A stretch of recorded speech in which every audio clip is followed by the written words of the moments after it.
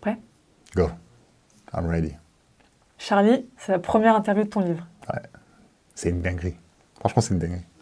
C'est quoi ton sentiment là? Trop fier, trop content. J'ai hâte que les gens le découvrent. Et j'ai hâte. Je suis frustré qu'il sorte pas là. Mais Ouais, bon, allez, quand on sortira l'interview, il sera sorti. t'es excité quoi? De fou. Comme jamais je l'ai été. Un gosse de 5 ans. Charlie, qu'est-ce qui t'a poussé à écrire ce livre maintenant et pas plus tôt? Je pense que j'étais pas prêt. J'étais pas prêt. En plus, ça s'est fait sur un coup de tête, donc... Et en plus, je te cache pas que je me sentais pas avoir la légitimité de dire je vais écrire un livre. Pour moi, c'est des trucs qui sont trop loin, ils sont pas abstraits, mais qui sont trop loin de me dire je vais écrire un livre, pourquoi faire? Je vais raconter quoi dans un livre? Ma vie, moi, je la trouve normale, tu vois. Mais apparemment, mon mindset est différent, donc forcément, ça m'a poussé à écrire ce livre. Et comment t'as eu ton déclic? J'ai pas une amie à moi, elle me dit ouais, je vais te faire une révélation, j'ai un rêve, c'est écrire un livre. Moi, je suis un gamin, je suis taquin, tu vois. Je me fous de sa gueule un peu et tout. Ah ouais, le truc c'est bien, non, non, non, non, non, non. Et après, elle me sort quoi? Elle me sort ouais, t'es un mec inspirant et tout. Et je lui dis pour rigoler, t'es chaud, on le fait ensemble? Et genre, je vois elle répondre, elle me dit vas-y. Mais moi, je rigole, tu vois, quand je lui dis ça. Je vois, elle insiste et tout, elle est sérieuse. Ok, vas-y, bah vas-y, on y va. Je me dis bon, allez, je pense que dans 2 jours, elle va lâcher, non? Elle me dit je reviens demain, je vous fais une interview et tout, et c'est parti. Et ça part de là. Et tu savais ce que t'allais dire? Enfin, tu savais ce que t'allais dire? Ce que t'allais écrire? Non, parce qu'elle m'a dit quoi? Elle m'a dit écoute, demain je reviens, je te pose des questions, on enregistre ce moment-là, et avec ça, je fais un premier jet, je t'envoie et tu verras, tu me diras ce que t'en penses. À la base, c'était rien de sérieux, tu vois. Et ça s'est terminé sur la sortie de ton livre, ton premier livre. Je sais pas faire doucement, moi, j'ai pas de nuance. Si j'y vais à fond, sinon j'y vais pas, tu vois. Et ce qui m'a poussé aussi à le faire, c'est quoi? C'est qu'en fait, elle m'envoie le premier jet, et je lis le truc, 4 lignes, je deviens fou. Parce qu'elle romance ma vie. Et moi, j'ai l'impression qu'on m'a violé, tu vois. Et j'ai dit non, c'est mort.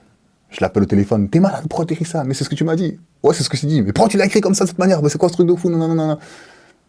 Là, c'est quoi? Je vais l'écrire moi-même. C'est parti en vrille. Et là, j'écris le truc, je l'envoie. Elle pète les plombs. Je dis, c'est une baguette ou quoi? Je crois que c'était ironique, moi, tu vois. Je l'envoie à quelqu'un d'autre. Ils m'écrivent juste la suite. D'autres personnes, la suite. Je dis, c'était fou. Moi, là-bas, j'écris pour rigoler. Mais non, c'était sérieux. Donc c'est parti, comme ça. Est-ce que c'est en voyant les premières réactions que tu te dis ok, il y a un truc à faire, ou tu savais qu'il y avait un truc à faire dès le début? Non, je savais pas, parce que en fait, moi, j'écris le livre comme comment je pense et comment je parle, tu vois. Donc, à aucun moment, je me suis dit, je vais faire une suite. Moi, je voulais juste nous montrer comment tu dois écrire les livres. Et quand les gens me disent, ouais, c'est quoi la suite? Ben, je me dis, bah, là, je suis dans la merde, en fait, faut que je fasse la suite. Donc, je me dis, vas-y, je vais écrire la suite. Et je me dis, il y a qui de mieux qui pourra raconter ma vie, comment moi je l'ai vécu? Ben, il n'y a que moi. Mm. Je ne vais pas laisser quelqu'un raconter ma vie alors qu'il ne sait pas tous les petits détails, tu vois. Donc, de là, c'est parti. Et à chaque fois que j'envoie des trucs, je me suis dit, est-ce qu'ils vont comprendre? En fait, ma peur, c'était, est-ce qu'ils vont me comprendre? Mais apparemment, ça fait mouche. Mais comment tu l'as construit ton livre?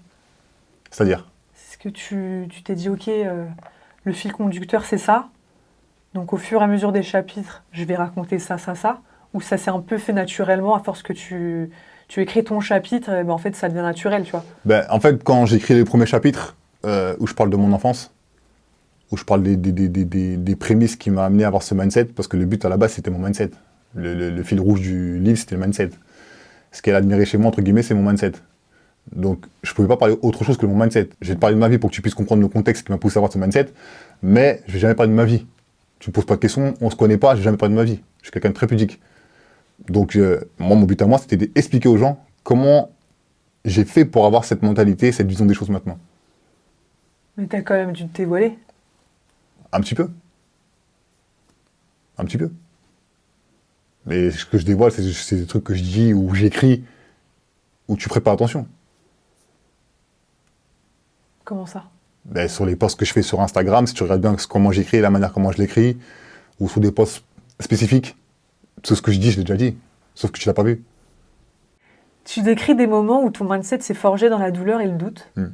Est-ce que ce livre est une thérapie ou une leçon pour les autres? Je me livre pas pour que ce soit une thérapie, je juste explique pourquoi maintenant je pense comme ça. Et pourquoi je suis comme ça maintenant. Et une leçon pour les autres, je suis qui pour dire que c'est une leçon pour les autres? Je suis personne, moi. Moi, je t'explique juste comment j'ai grandi, comment j'ai vécu et pourquoi je suis comme ça, c'est tout. Après, t'en fais ce que tu veux. Tu le prends comme tu veux. Mais je suis pas là pour donner des leçons, moi. Bien au contraire. Mais tu dis pas ce que tu as pu expliquer dans ton livre, ça va servir aux gens qui vont te lire, justement. Tu sais, j'arrive au chapitre 6 et je parlais avec un gars à moi. On a une discussion qui avait rien à voir avec le livre parce que personne ne savait que je faisais le livre. Et il me dit quoi? Il me sort une phrase, il me dit faut qu'absolument on laisse une trace dans ce qu'on fait. Tout de suite, j'ai réfléchi. Il n'a pas tort. Pourquoi il me dit ça quand j'écris le livre? C'est bizarre. Ça fait 15 ans qu'on se connaît, il me parle pas de ça et là maintenant il me parle de ça. C'est bizarre. Et moi, je suis très. Et je me dis, ok, en fait, le livre, faut qu'il sorte. Chapitre 6, moi, je voulais pas que le livre sorte. Donner trop de choses aux gens. Et ça me gênait. Donner des choses dans quel sens? Je parlais trop de ma vie personnelle. Je parlais trop de mes expériences personnelles, tu vois. J'étais pas ok avec ça. Parce que, comme je dis tout le temps, c'est mon histoire, ça m'appartient. Et comment tu as eu ce déclic, du coup, de... Mais il faut que je laisse une trace. Juste, quand il a dit ça, sa phrase, elle a fait tic dans mon cerveau. À partir de là, j'ai dit, ok, on va au bout. Si demain, je suis amené à avoir des enfants, je veux qu'ils lisent comment moi je pensais, comment je voyais les choses. Tu vois, on aurait aimé que ton grand-père ou ta grand-mère te laisse un truc, dire, voilà, moi je vois les choses comme ça, si tu ne les as pas connues. Ben là, je peux laisser une trace. Et si cette trace-là peut t'aider à changer ta vie, ben prends-la. Pas de problème. Si ça peut aider une personne. C'est exactement ça. Ma phrase, c'était ça. Si ça peut aider juste une personne, elle change, c'est bon, je gagne mon pari. Et si demain, j'ai des enfants, eh ben, ils lisent ça, ils se créent un mindset de savoir comment moi je pensais, comment je voyais les choses. C'est bon, je gagne mon pari. Et pourquoi ce serait un écrivain qui va donner une leçon de morale? C'est quoi sa légitimité? Parce que l'écrivain, c'est son boulot. Ma vie aussi, c'est mon boulot. Donc je laisse ma trace. Comme je le peux. Donc ce livre, c'est une trace que je laisse pour mes frères, pour mes sœurs, pour mes nièces. Pour mes futurs enfants, peut-être. Simplement. Et pour les gens qui s'identifient à toi aussi. Exactement. Si demain, ça peut aider quelqu'un à devenir entrepreneur et qu'il puisse voir comme moi j'ai vu à l'époque, comme je dis dans le livre, quand j'ai travaillé avec Booba et qui m'a donné cette chance de le côtoyer et de voir que, en fait, le succès, c'est possible. Si tu veux vraiment réussir, tu peux réussir. Ben, si ça peut aider quelqu'un, vas-y, prends. Prends. C'est une question de détermination et d'abnégation. Mais au fur et à mesure, quand tu écrivais, tu t'es pas dit, de la manière dont tu l'écris, tu l'expliques, c'est quand même pour aider quelqu'un. C'est quand même, si tu décides de le sortir, au-delà de laisser une trace, c'est quand même que tu dis, ok, la personne qui va lire ça, je veux qu'elle change, je veux qu'elle ait ce déclic. Je refais mon histoire, mais avec de la hauteur. Et j'ai pris en maturité, et j'ai pris beaucoup d'auteur et de recul dans mes 40 ans de vie. C'est comme si je suis au 40e étage, ben je t'explique du premier étage, deuxième étage, troisième étage, jusqu'au 40e étage, qu'est-ce qui m'est arrivé pour être cet homme-là. Quand je parle dans le livre, je parle de moi, je parle pas de quelqu'un, je te dis pas de faire comme moi j'ai fait, je te donne juste des points de vue, pourquoi Charlie est devenu comme ça. Et des exemples, pour que tu puisses te comprendre ma façon de penser. Et qu'est-ce qui m'a poussé à penser comme ça maintenant. Et en quoi ça peut m'aider, moi qui lis ça? Si je te reconnais dedans, et j'espère bien, t'ouvrir les yeux sur plein de choses. L'importance de l'entourage, l'importance de l'estime de soi, l'importance de croire en soi, l'importance d'avoir confiance en soi, l'importance de s'aimer soi-même. Je trouve que c'est des points qui ont été déterminants pour moi. Et c'est ce qu'on retrouve dans ton livre? C'est ce que tu vas retrouver dans mon livre. Moi, je pense que mon livre, c'est une bonne gifle. Si t'es de nature à te voler la face, tu vas te manger des bonnes gifles. Et j'ai hâte que tu me contredises, après la lecture du livre, que j'ai tort. J'ai hâte. Mais viens avec des arguments. Des bons arguments. C'est fort. C'est ma vision des choses. Elle m'appartient. Je dis pas que j'ai raison ou j'ai tort, hein, mais c'est ma vision, je vois les choses comme ça. Ton livre est une immersion dans ton histoire, comme tu l'expliques. D'après toi, en quoi ton parcours est intéressant à partager? Si tu m'avais dit, à l'époque, Charlie, tu vas arriver à 40 ans, tu seras à ce niveau-là, j'aurais bien voulu le voir. Et là, en écrivant le livre, je l'ai vu. Je n'étais pas prédestiné à tout ça. Je n'étais pas prédestiné à être coach. Je n'étais pas prédestiné à être indépendant. Je l'ai voulu. Je suis parti chercher et je l'ai récupéré. Juste avec le travail. Et de croire en ses rêves. Et du coup, les gens qui vont lire ça, ils vont s'identifier à toi. Ceux qui ont des projets, ceux qui ont des peurs. Toi, ton objectif, c'est qu'en lisant ton parcours, ils disent « Ah ouais, mais lui, il l'a fait. Je peux le faire. Je vais le faire. » Ben, c'est exactement comment j'ai pensé quand j'ai marché avec Booba. Ah, il l'a fait. En fait, je peux le faire. Pas à son échelle, à mon échelle. Il m'a fait rêver, ce mec-là. Pas, il m'a fait rêver dans le sens où je suis fan de lui, mais dans le sens où Il m'a ouvert les yeux que si tu veux réussir, ça dépend que de toi, pas des gens. Et que je cite lui, mais je cite plein d'autres artistes qui viennent de chez moi aussi, tu vois, comme Salif, Zoxy, tout ça, tu vois. C'est pour citer que eux, mais je cite plein de noms dedans, dans le livre. Mais comme avec Booba, j'ai pu côtoyer son succès par correspondance de près, je sais de quoi je te parle. Tu penses que c'est ça qui t'a fait, entre autres, avoir ce mindset-là aujourd'hui? Ça a beaucoup participé, bien sûr. Je pense pas que s'il avait pas été dans ma vie, je pense pas que j'aurais été aussi loin, je pense pas, non. Tu dis dans ton livre, je cite, j'ai vécu le succès par procuration. Ouais, c'est vrai. Qu'est-ce qui se passe dans ta tête quand tu vis ça? Tu vois des choses, tu enregistres des choses, tu te dis, mais c'est irréel, en fait. C'est des gens, ils viennent le voir, ils l'idolâtrent. Je sais pas si tu comprends la puissance de ce truc-là. Juste parce que j'ai fait ce que je voulais. Ma musique à moi, comme moi je le voulais. C'est fort. Je sais pas si tu comprends ces trucs de fou. T'as une vision, tu reboutes ta vision, les gens ils adhèrent à ta vision. Alors que de base, on ne voulait pas donner cette chance-là. Tu l'as créée tout seul. C'est incroyable. Oui, parce que Booba, il est indépendant. Il a tout fait tout seul. Premier album qu'ils font, Lunatic, ils sortent en indépendant. C'est les premiers rappeurs en France à faire le disque d'or en indépendant. Déjà, tu vis ça, tu te dis, oh. Des personnes vont facilement se reconnaître dans ton parcours. À qui s'adresse ton message? À celui qui se reconnaît dedans. Il y a pas de. Quand je l'écris pas pour les gens, je l'écris pour moi de base. Donc, si tu te reconnais dedans, tant mieux, tu vois. Je suis pas là pour faire de la propagande, dire, ouais, mon livre, c'est le meilleur, tout ça, je suis pas dans ça. Je trouve que avec du recul, c'est un parcours admirable, sans prétention. Et j'aurais jamais cru arriver à ce niveau-là, sincèrement. Et je pense que si demain tu peux t'identifier à ce parcours, tant mieux. C'est qu'on a la même vision, en fait. Et je pense que tu vois, par exemple, à l'école où nos parents, ils n'apprennent pas à avoir confiance en nous, ils n'apprennent pas à avoir le goût de l'effort. Tu vois, tous ces trucs-là qui te permettent d'avoir accédé entre guillemets, au niveau. Donc, dans ce livre, je pense que le fait que je pars de rien et je construis toutes mes mains, tu peux te dire, mais en fait, s'il l'a fait, je peux le faire. Et c'est exactement le message que je veux véhiculer. Si je l'ai fait, tu peux le faire. Mais il faut vraiment que tu sois fou et tu as une vision vraiment précise de ce que tu veux faire. En tout cas, où est-ce que tu vas aller. Et tu penses que ça peut aider ton lecteur, justement, de voir que toi, tu l'as fait? Je pense que ça va aider. Je pars de rien, moi. Encore une fois, je te dis, moi, j'étais pas bon à l'école. J'étais pas destiné à devenir basketteur. C'est des trucs qui sont arrivés dans ma vie, j'ai pris.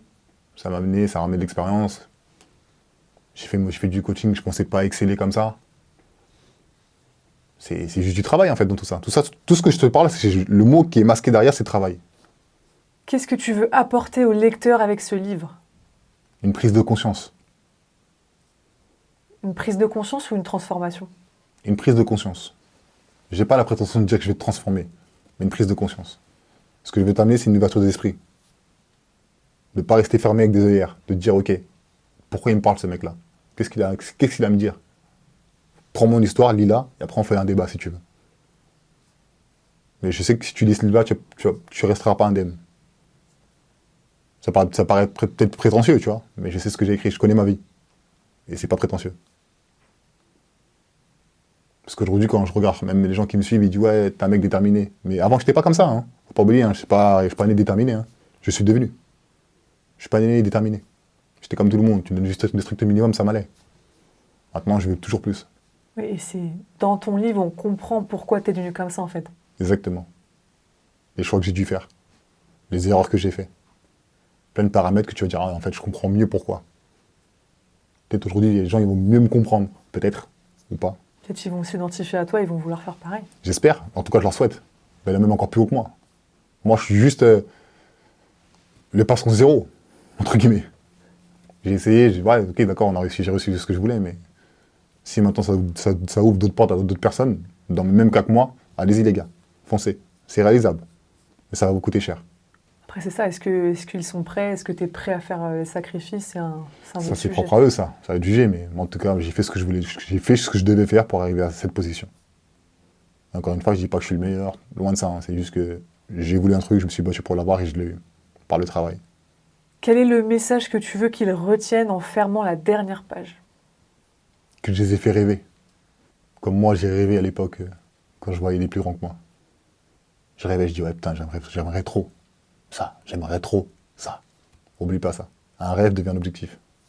C'est exactement ce que j'ai fait, moi. J'ai rêvé, mon rêve est devenu un objectif, on y va. Derrière le rêve, il y a tout ce que tu as mis en place pour accéder au rêve. Et ça, tu Exactement. le montres dans le livre, du coup. Exactement. C'est un message fort. Et je pense que les gens ne savent pas, je suis dyslexique, déjà de base. Un mec qui a ce problème-là écrit un livre, c'est marrant. C'est très ironique. Et dans le livre, j'en parle aussi. C'est vrai que c'est quand même atypique. Faut avoir les couilles, il faut avoir la conscience et assumer cette posture, que j'assume fortement. J'ai aucun de... Pour moi, c'est qu'une case. Que tu rentres pas dedans, justement. Je rentre pas dedans. Je serai jamais dans les cases. Tu dis que ton parcours est un puzzle que tu as assemblé pièce par pièce. Qu'est-ce que ce livre représente? La dernière pièce ou un nouveau départ? Pour moi, c'est pas la dernière pièce et c'est pas un nouveau départ. C'est juste que mon objectif, personnellement, c'est d'être en phase avec moi-même. Tu vois, par exemple, je peux pas penser comme quand j'avais 20 ans. Là, je vais avoir 40 ans. Alors voilà, quoi.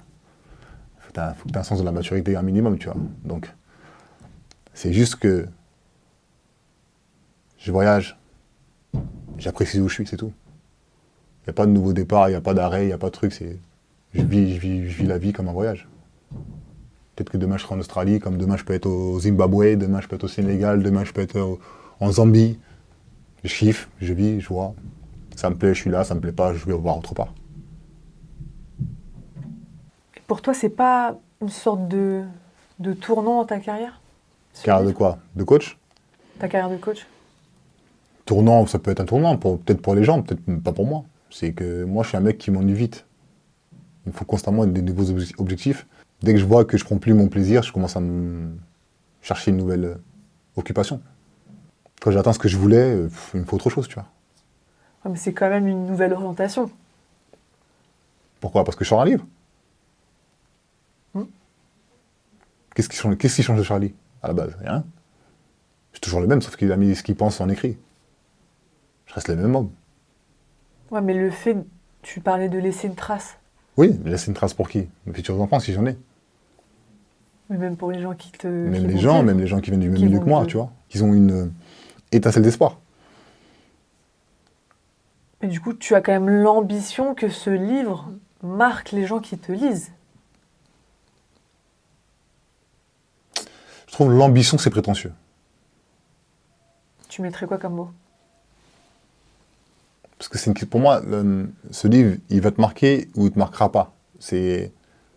Est-ce que quand tu vas lire le livre, tu es en phase avec le livre à ce moment-là?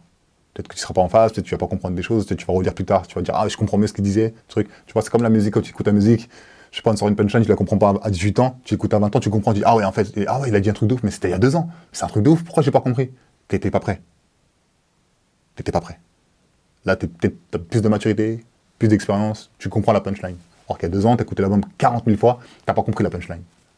Et là, c'est pareil. Comme je t'ai dit avant tout, je l'ai fait pour moi. C'était un objectif. Comme je t'ai dit, moi, je suis quelqu'un qui va au bout des choses. Elle me propose, on fait, je regarde, ok, très bien, je me rends compte avec du recul, l'histoire, elle est bien, c'est mon histoire. Encore une fois, je peux aider des gens avec cette histoire-là. Ben vas-y les gars, prenez, tenez. Mais ça change rien à tout ce que j'ai déjà raconté à travers mes réseaux. Il n'y a rien de nouveau. Sauf des petits détails que tu vas comprendre, des subtilités que peut-être tu vas comprendre maintenant. Mais je reste le même.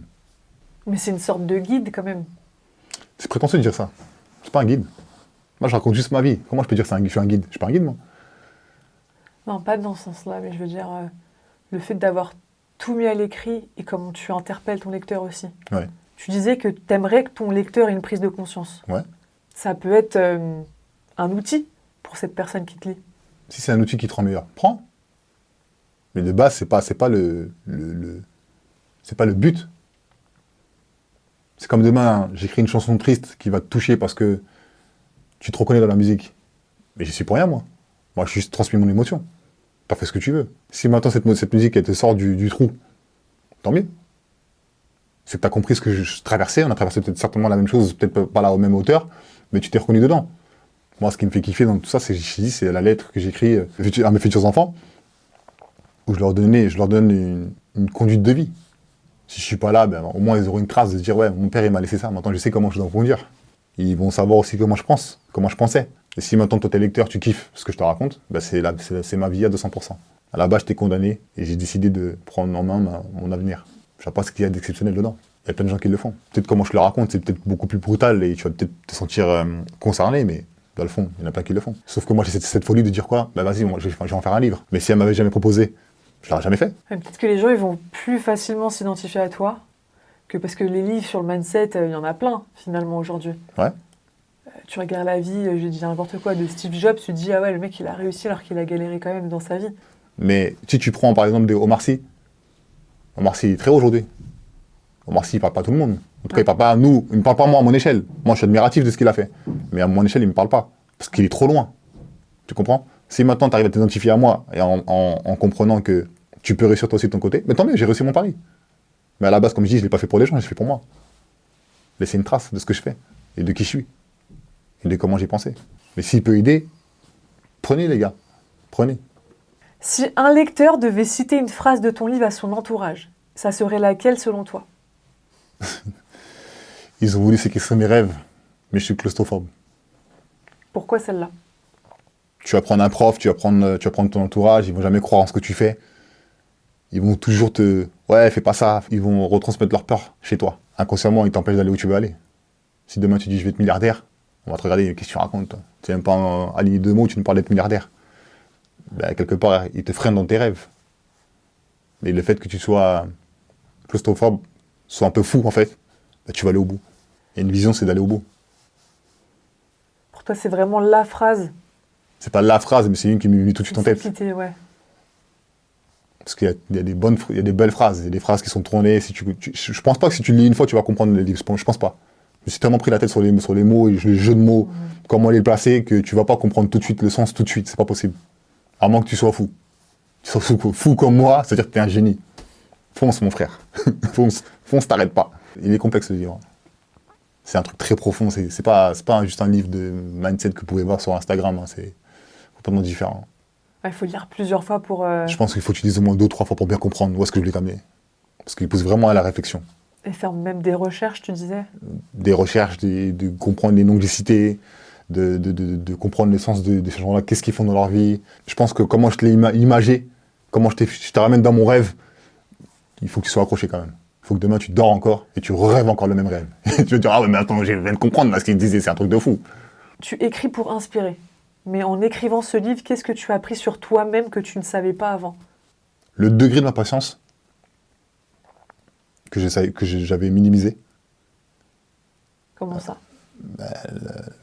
Je raconte des anecdotes dans le livre où je parle des trucs que j'ai subis, trahison, tout ça. Je raconte aussi l'impact que ça a eu sur moi. Et ma manière d'être patient, de relativiser aussi, tu vois, de dire, ok, il s'est passé ça, maintenant on fait quoi? Comment on se relève? Comment on va encore plus loin? Mais qui es-tu vraiment? Finalement, je me rends compte avec le temps qu'ils ont fait de moi un animal féroce, malheureusement. Et c'est pas plus mal. Là, je me rends compte vraiment de ma véracité, ah ouais, c'est chaud. C'est chaud. Et c'est en écrivant que tu t'es rendu compte vraiment... Je me suis dit, je me suis rendu compte du degré. À quel point il fallait que je sois dans la merde pour me dire, là, c'est le déclic, il faut qu'on arrache tout.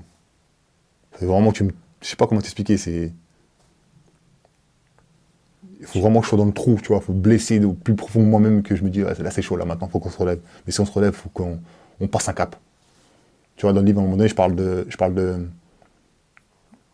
parle du coaching, ça se passe bien pour moi. J'ai besoin de tester ma confiance en moi, tu vois. Je vais faire un acte, pas dire lequel, si tu veux comprendre, va lire le livre, pour pouvoir vraiment me tester ma confiance, qui n'était pas nécessaire, tu vois. Pourquoi aller jusqu'à là? Pourquoi te faire autant mal? Pour comprendre quoi? Pour savoir quoi? Tu veux voir quoi là-bas? Est-ce que tu as besoin à ce moment-là? Non. Tout ce que tu as mis en place, ça marche, tu veux faire des trucs de fou qui vont peut-être te ralentir. Et tu n'es même pas sûr de t'en sortir. Pourquoi tu fais ça?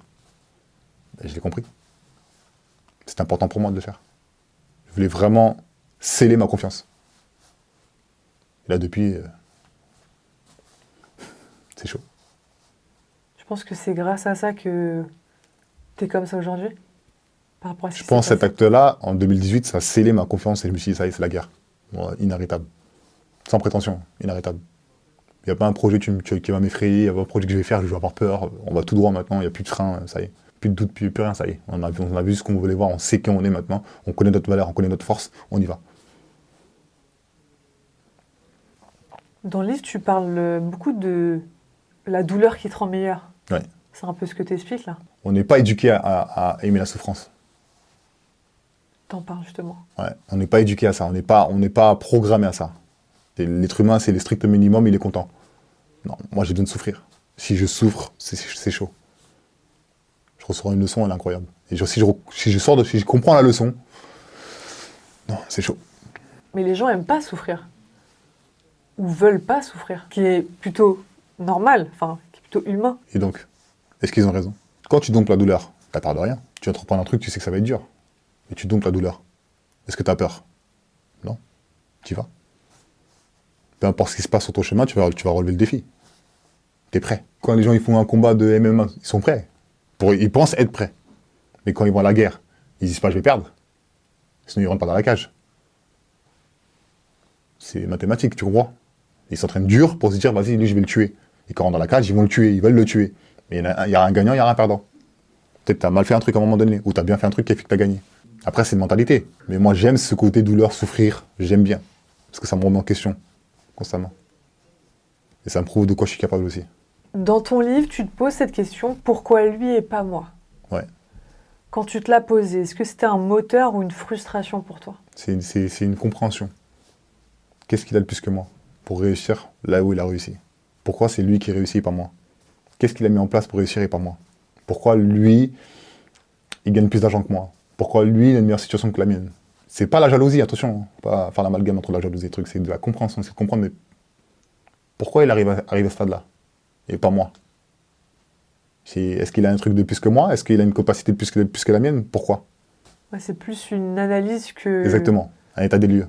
Ouais. J'essaie de comprendre. Est-ce que ça a été un moteur justement pour toi après, une fois que tu as compris? Une fois que j'ai compris, j'ai vu des gens le faire, ça me dit, ok, tu peux le faire. Tu peux réussir ce que tu vas entreprendre. Je pense que c'est grâce...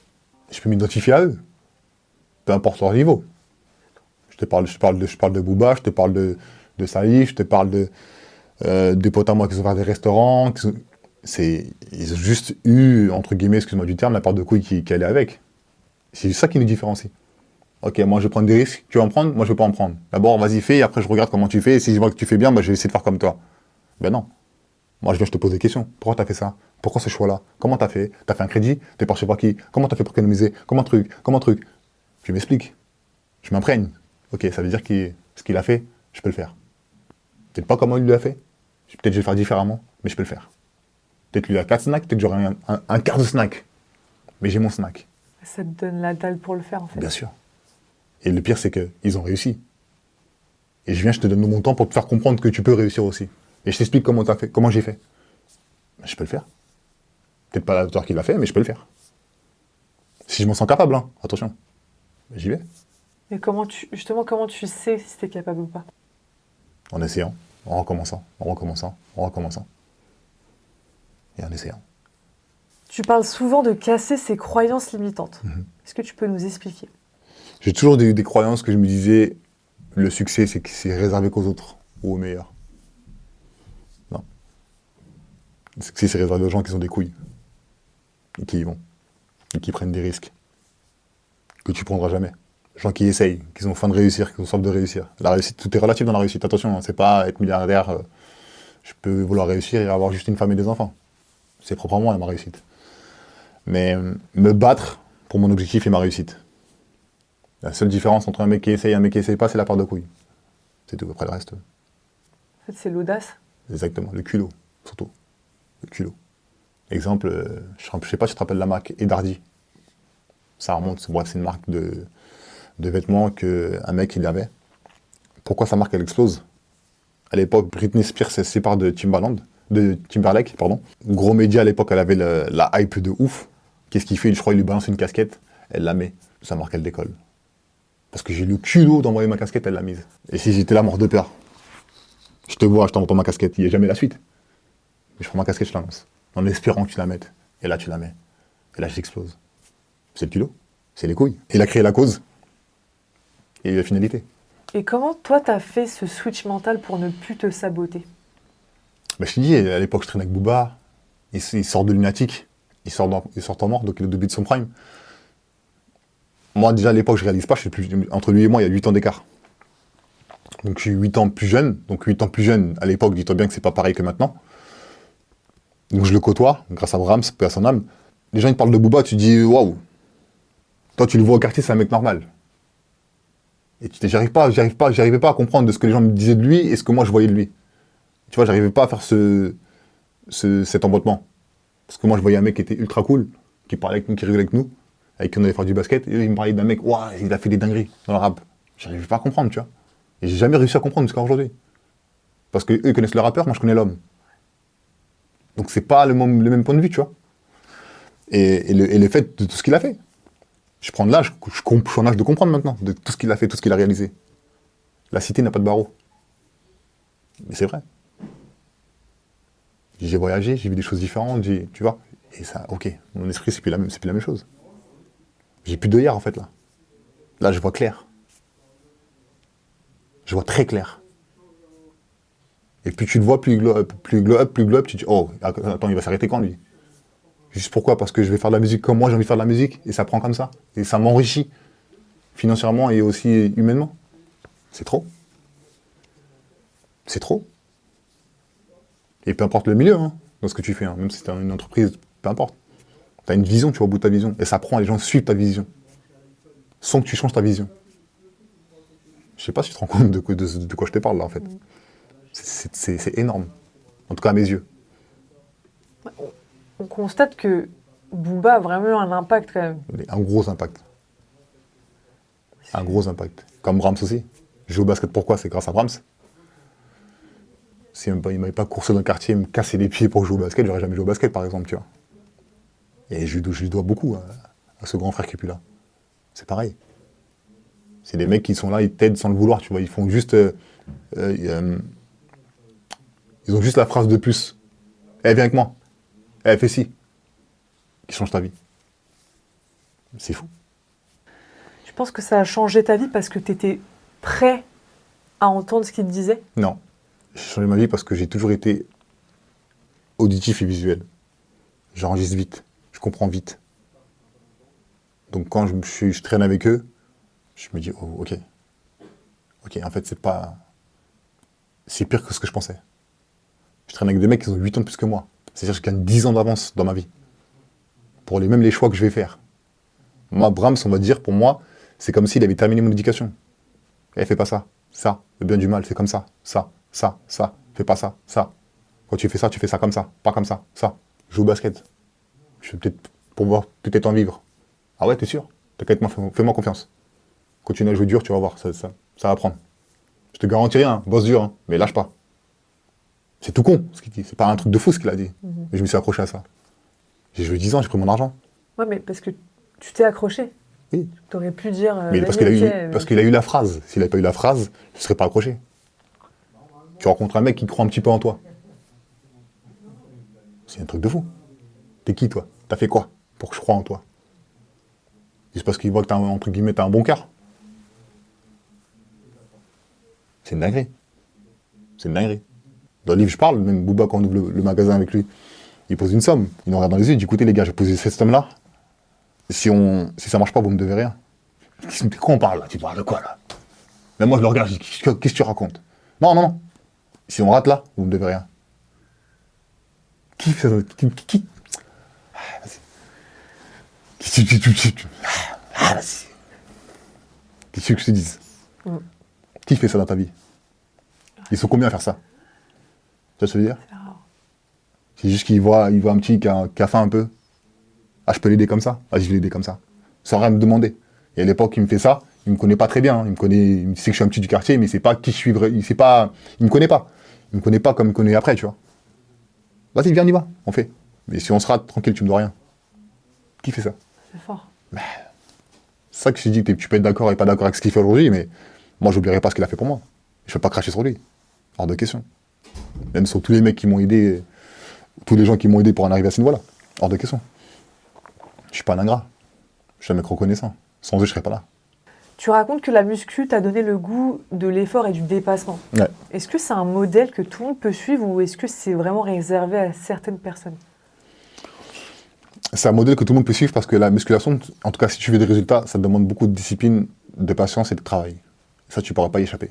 Si tu veux que ton corps change, tu es obligé de fournir tous ces efforts-là. Sur l'alimentation, sur le sport, sur la régularité que tu vas devoir mettre, le travail acharné que tu vas devoir faire, ça ne ment pas. Si tu veux des résultats. Donc moi, j'ai juste retranscrit la musculation dans ma vie. Et la musculation a été le déclic déjà, parce que j'étais complexé. Le seul moyen de changer mon corps, c'était par la musculation, entre guillemets. Il fallait que je prenne du volume. Et moi, je comprenais pas, c'est les premières années, dès que les gars me disent « Ah, t'as pris un peu ?» Moi, je disais « Ah, c'est bon, toi, tu veux juste me shape un peu, tu vois. » Non, non, t'as pris. Non, allez, vas-y, c'est bon. Cette rigueur-là, ok, très bien. Ah, en fait, c'est ça la vérité. C'est le travail dur comme ça. Ah, c'est ça, en fait. Ah, c'est ça la vérité. Ah, c'est ça. Ok, c'est bon. J'ai enregistré. On y va. Tu dis dans ton livre que c'est grâce à ça, justement. C'est le déclic. Ok, en fait, c'est ça le vrai travail. Obsédé, l'obsession. Obsédé, tout droit. Pas de virage, tout droit, continue. Lâche pas, tout seul. Et du coup, pour toi, tout le monde peut le faire? Ce goût à l'effort, ce dépassement de soi? Tu peux le suivre, mais est-ce que tu vas aimer te faire mal?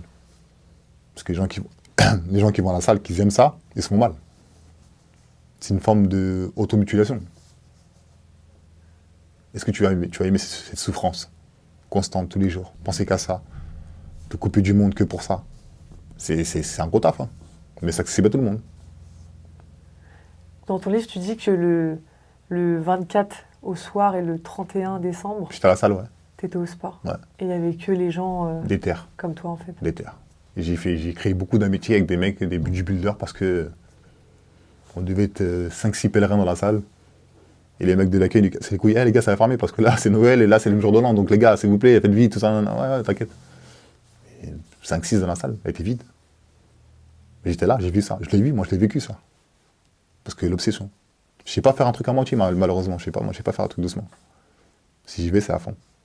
Tu dis que la musculation t'a appris à t'aimer dans le miroir. Ouais. Comment ce rapport à soi-même peut-il inspirer des personnes qui n'auraient pas forcément confiance en elles? Moi, personnellement, j'ai complexé par rapport à mon corps. Je peux pas me mentir à moi-même en me disant j'ai pas pris. La balance en 11 plus 22 kilos. Physiquement, je suis plus le même. Parce que j'étais très frêle, très maigre. Je commence à avoir un corps, on va dire, entre guillemets, correct. Avec un peu de forme. La chance que j'ai eue, c'est que j'ai détaché mon regard de l'ancien Charlie. Et je commençais à prendre ce nouveau regard sur le nouveau Charlie. Ça a été très long, très dur, mais très long aussi. J'ai pas fait ça en 1 an, ni en 2 ans, ni en 3 ans. J'ai dû mettre peut-être 7-8 ans pour vraiment accepter ce changement. De dire voilà, ok, d'accord, ok, t'es plus le même homme. On peut plus dire maintenant t'es maigre. Aujourd'hui, les gens ils ont du mal à dire dès qu'ils me voient à travers mes vêtements, ah, de toute façon il est maigre lui. Ok, je vais mettre en semi. Non, ok, excuse-moi. En fait, t'es un faux maigre, toi. Ok. Tu vois ce rapport? T'es un faux maigre. Ok, ça me va. Et moi, ce qui me dérangeait, c'est que tu dises que je suis maigre. Tu comprends? Là, maintenant, t'es un faux maigre. Maintenant, il y a le mot faux avant maigre. Ouais. Et j'ai réussi mon pari. Là, c'est ta victoire. Exactement. Parce que maintenant, c'est une évidence. Tu peux plus le nier. Tu peux pas dire qu'il est maigre. Tu vas dire qu'il manque de volume. Tu vas dire que ce truc, j'aime pas, ou truc, mais tu peux pas dire qu'il est maigre. Parce que maigre, c'est très fin, il n'y a aucune forme. Et tu penses que ça, justement, ça peut inspirer des gens qui n'ont pas forcément confiance en eux Mais aujourd'hui? j'espère. En tout cas, j'espère. En tout cas, c'est des complexes comme ça, tu peux les rectifier avec le travail. Et apprendre à t'aimer, tu vois. Quelque part, les gens qui vont à la salle, 90% ils sont complexés. Hein.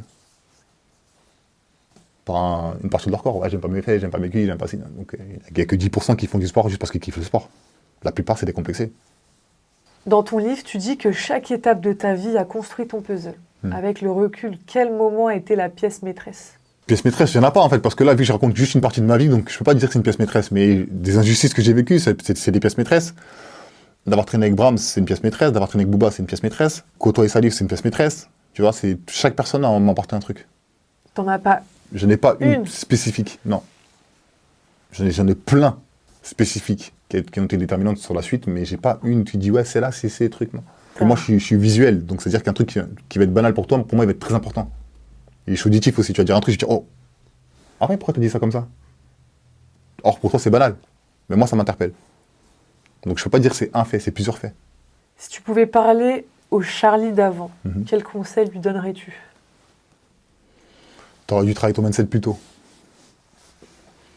Ouais, je pense que j'aurais fait les plus grandes choses. C'est fort.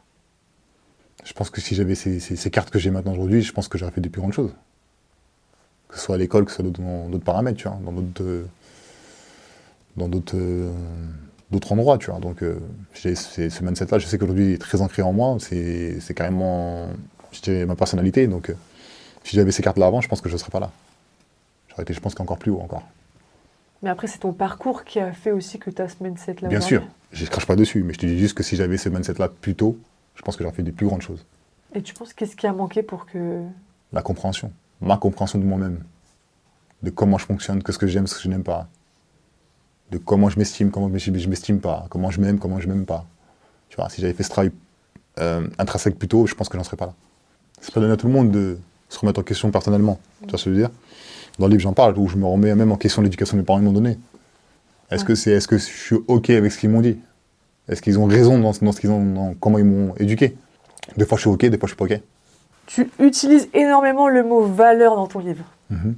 Il revient énormément de fois. Mhm. Laquelle tu considères être la plus importante? L'obsession, C'est une valeur pour toi, l'obsession? bien sûr. L'obsession. Obsédé. Par un objectif, par un truc, par un détail, un truc. L'obsession.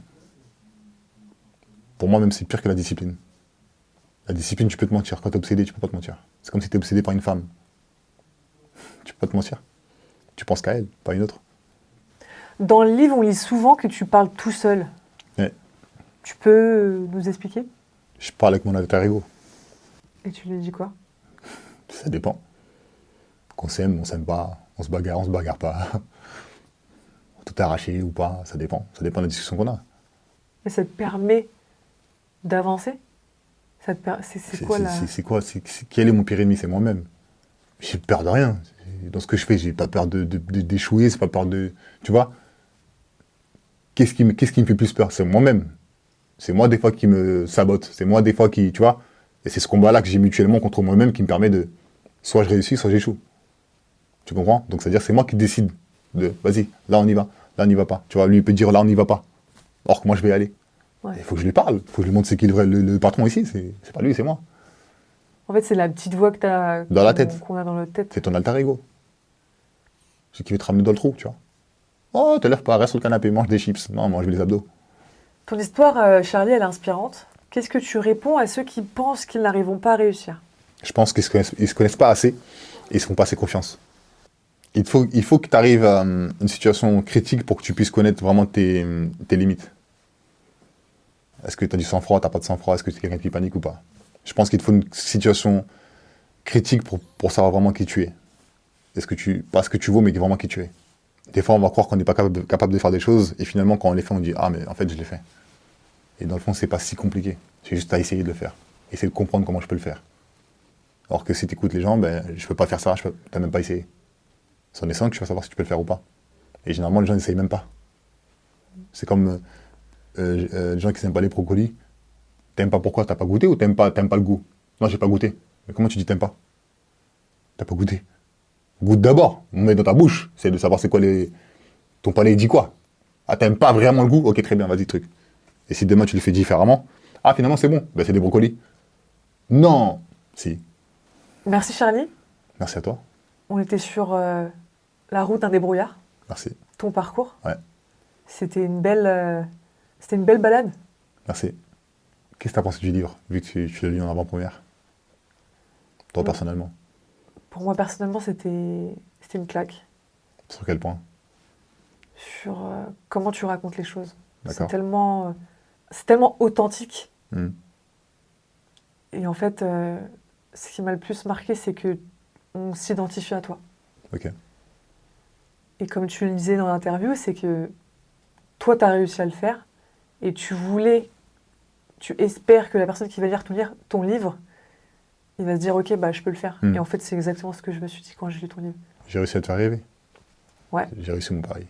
Je me reconnais quand tu parles, je me reconnais quand il y a 20 ans. Voilà. Ouais. Donc j'ai réussi mon pari. Te faire rêver et te faire comprendre que tu peux le faire. C'est juste de la détermination et de l'obsession. Je pense que ça va parler à pas mal de gens. Tant mieux. C'était pas le but de base, mais si ça parle à beaucoup de gens, je suis content. Je suis content. C'est juste mon histoire. C'est pas un livre d'histoire, c'est juste mon histoire. De rien. Merci à toi.